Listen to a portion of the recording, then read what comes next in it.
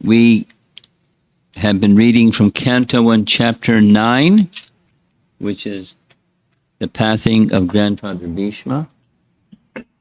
And we came across something yesterday that called for further research.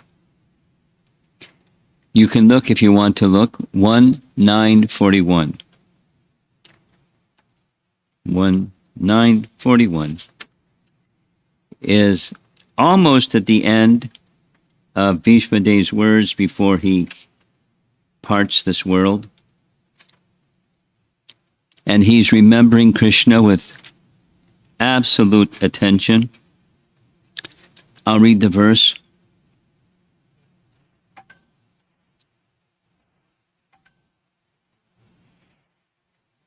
At the Rajasuya Yagya,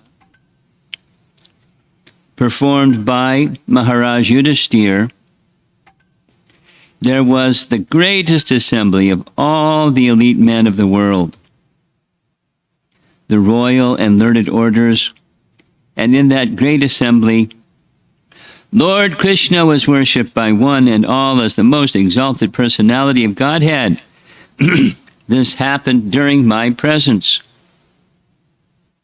And I remembered the incident in order to keep my mind upon the Lord. And then this first sentence of the purport was confusing. Purport. After gaining victory in the battle of Kurukshetra, Maharaj Yudhishthira, the emperor of the world, performed the Rajasuya sacrificial ceremony. Wait a minute. Wait a minute. Wait a minute. The Rajasuya sacrifice was not performed after the Battle of Kurukshetra.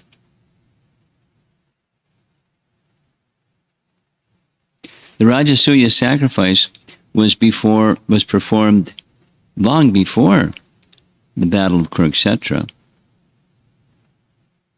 And the verse says, but Bhīṣmadeva says he was there. After the Battle of Kurukshetra, he's on a bed of arrows. He wasn't at any Rajasuya Yagya. So, what's going on? So I said, and I did, I said I would consult some learned devotees. One of them hasn't responded yet because there isn't a clear answer. Then another responded in a way that made sense. And the way that makes sense is both in Scripture and commentary by our acharyas, in many cases, does not pay attention, does not follow chronology. And I'm going to give you some nice examples. But it's a principle. Our acharyas start with Scripture. The Scripture, that's Srimad Bhagavatam, for example, does not follow chronology.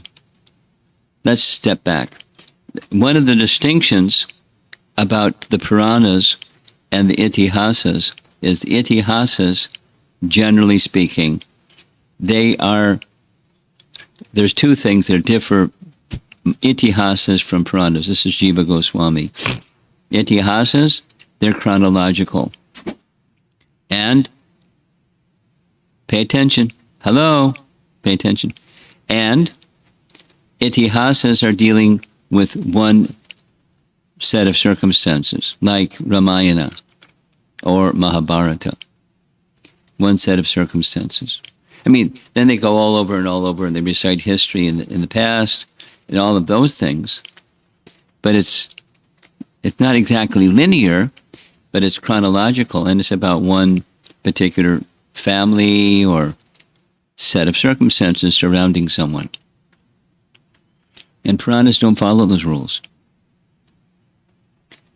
So sometimes we find there's lack of clarity and even apparent discrepancy in chronology, and sometimes even there's mixing. Here's an example of mixing, pointed out by Jiva Goswami. There are two Varahas, Rakta and Sweta Varaha. One that's red, one that's white. They appear during different manus, and they do different things, slightly different things. But they're narrated by Shukadeva Goswami as if it's one Varaha. He doesn't make any differentiation, distinction, no problem. He just combines them into one thing. No problem. It's his prerogative. We don't question him. We can understand that's what he's doing. For someone, Jiva Goswami may understand that's what he's doing, but it's not a problem. So what to do? Here's a question. What to do when you see an apparent discrepancy?